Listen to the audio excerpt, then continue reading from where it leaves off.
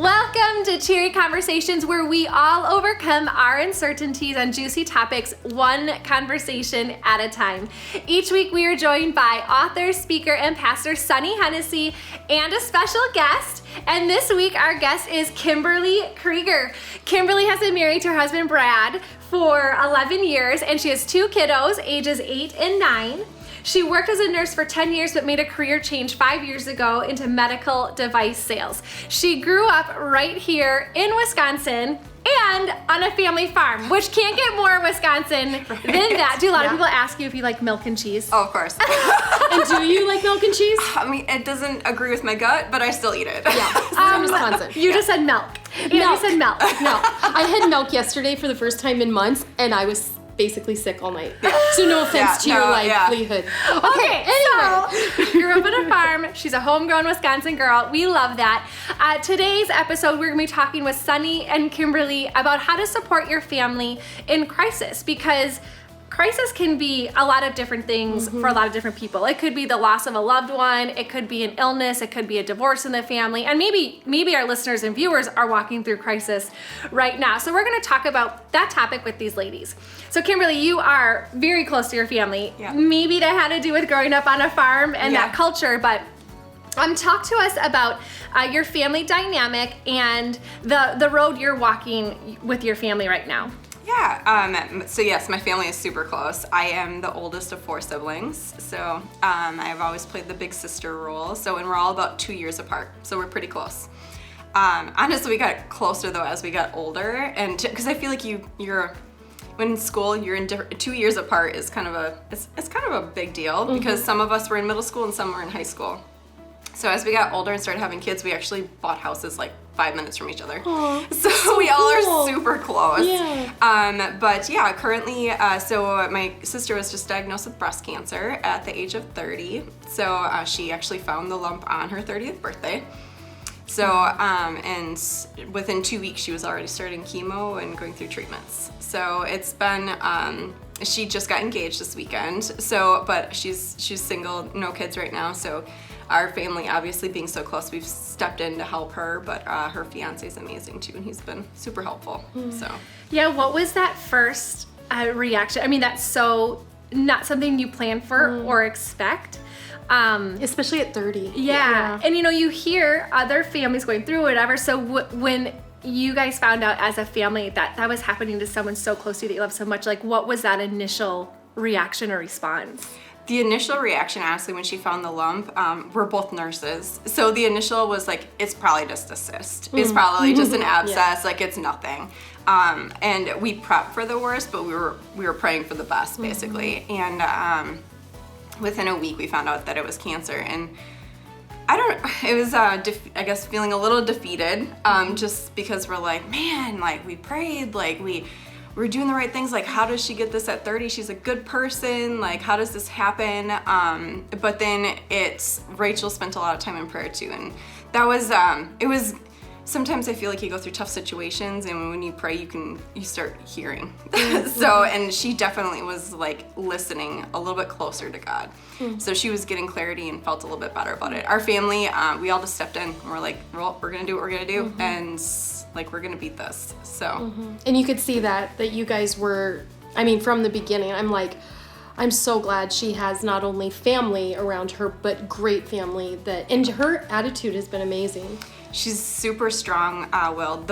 Every appointment that she went to, she kept getting bad results from. So and with COVID, she had to go to those appointments alone. Oh wow. So she went to her like ultrasound and her mammogram and found out it wasn't a cyst. It was a mass. And she called me and she's like, I have to go through more testing. It's not what we thought it was.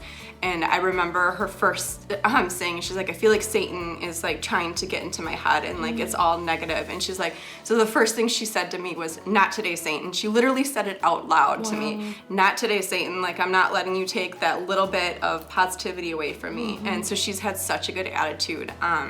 I told her, I said, I think it's harder for me to watch you go through this than it is for her to actually go through it, because she's so strong-willed that she's like, I'm gonna beat this. This is like, like I got this. So, and her being positive and strong is reassuring to us as a family as well. So.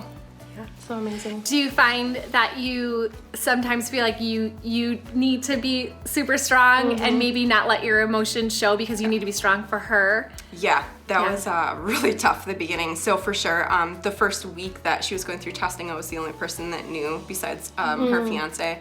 So that was really hard because we were trying to stay strong, trying to stay like positive. And then when she was diagnosed, I felt like I've always played the big sister role. So I felt like I had to be the strong big sister and like not show my emotions. And I remember my closest friends reaching out to me and they're like, it's okay if you need to talk. Yeah. Like, it's okay, like you can cry.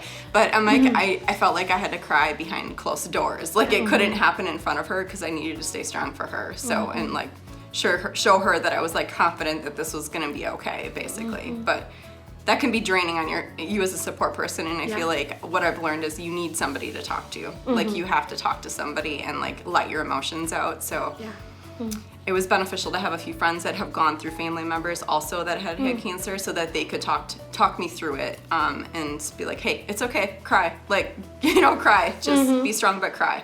So let it out. So good. That's so good. You both have been through difficult things and grief, and I know a question that you had, Kimberly, was when you're supporting someone going through a crisis, I mean, you're also impacted in a different way. And so we talk a lot about our top 5 here on Your Conversations, which originated with Jesus Plus Life. But how do you manage those top 5 when you're caring for someone who's going through a crisis, who needs you more than they have ever needed you before? How do you still manage those top 5, your priorities, to make sure you also are being taken care of? Because when you are a caregiver, which a caregiver is anyone who is doing something out of their normal routine for someone, whether it's getting them groceries or driving them to appointments, like you're a caregiver, and that does take a toll, and you always feel like you have to be strong. So how do you manage those priorities? It's interesting, you know about the 5, and probably a lot of our viewers and listeners do too, and you cared for your father last year with cancer, and I remember you saying you went and cleaned his his house, and you were, that's like, you get in there and it is dirty. I remember when we were losing our daughter, and then afterwards, when she died, we were coming home from the hospital and we had the nursery all set up. I mean, the shelves around the perimeter of the nursery with like dolls, and I mean, it was like extreme nursery, like it was a major one. And Sean's big brother flew in, first time in our marriage any of his family had flown in from Canada for any purpose, to visit or anything.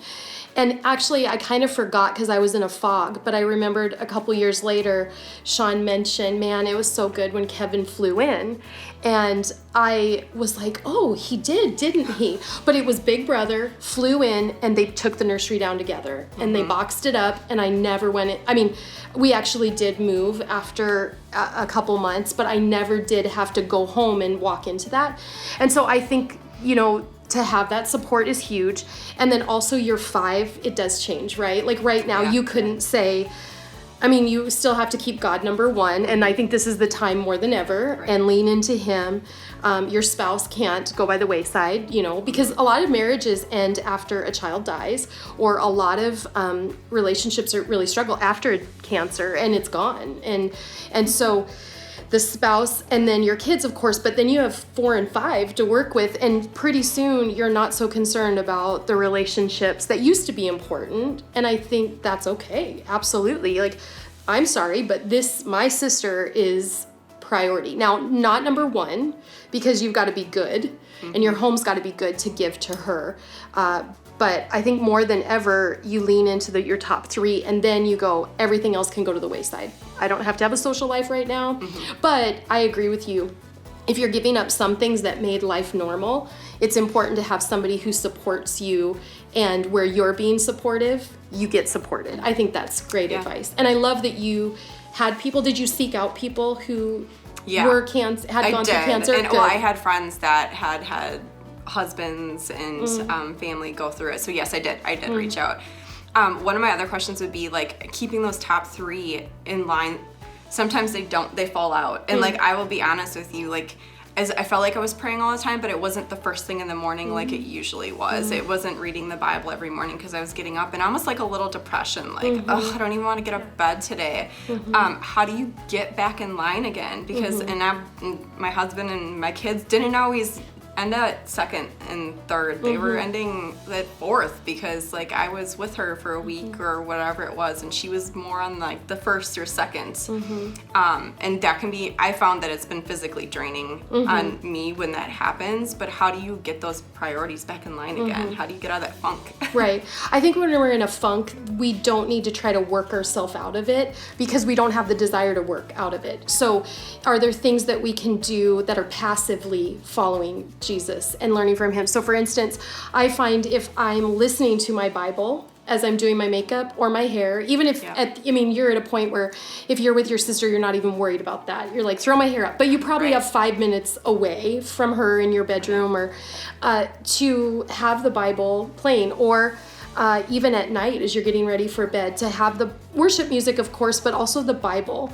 Because I think people underestimate the subliminal importance of having the word just go into your brain. Like our brain is doing things when we're not even consciously trying, so why wouldn't we let the good go in? So if you just have to be more passive in it, like I just feel depressed and down and I literally don't want to open my Bible. Okay, well, turn on the app and have it be background noise. Have worship be background noise. And when we're in our hardest spot, I believe that's when we have to, when we're in our hardest spot, that's when we have to insert more good and cut off all bad.